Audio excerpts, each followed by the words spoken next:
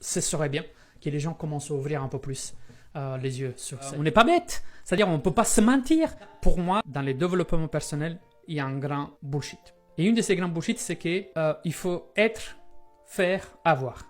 Pourquoi je suis vraiment contraire à cette vision? Parce que c'est plutôt un cliché. Ce n'est pas la vraie conformation de l'être humain. Parce que c'est le faire qui détermine qui nous sommes réellement. Parce que l'être en soi, comme il est perçu dans le développement personnel, c'est juste en fait, c'est que pour moi, il est étiquetable comme une identité idéale. Et c'est uniquement le faire qui démasque si c'est une illusion identitaire où tu incarnes réellement ce que tu as décidé d'être. Voilà, ça fait des années que je vois des experts dire arrêtez de faire, il faut être. Et c'est un peu comme l'histoire, moi je dis toujours, c'est un peu comme l'histoire qui tu dis, je vais être en fait un parent modèle, je vais être plus patient, plus clément, papa, tu fais un cours, tu payes 3 mois d'accompagnement, tu dis ouais, c'est chouette. Après ton fils rentre à l'école, papa j'ai pris 3 aujourd'hui. Quoi?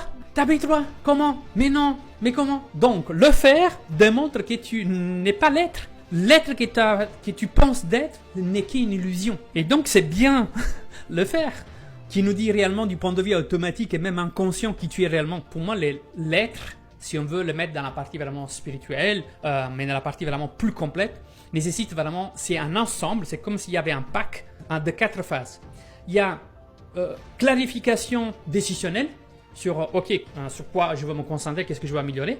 Après, il y a la partie incarnation, ça signifie passer à l'action, c'est-à-dire pratiquer, ça veut dire démontrer par le faire, mais à travers aussi quoi? La répétition. Et dès que tu rentres en phase automatique, donc dans cette 4e phase, c'est l'automation, c'est-à-dire que tu n'as plus besoin de te dire ok, si aujourd'hui mon enfant rentre avec un 3 à la maison, je vais être calme, je vais me dire que c'est pas grave, ou je vais prendre le temps d'analyser pourquoi et comment. Dès que tu n'as plus cet raisonnement, que c'est devenu automatique et que par l'automatisme, tu démontres en fait là, l'être est complet.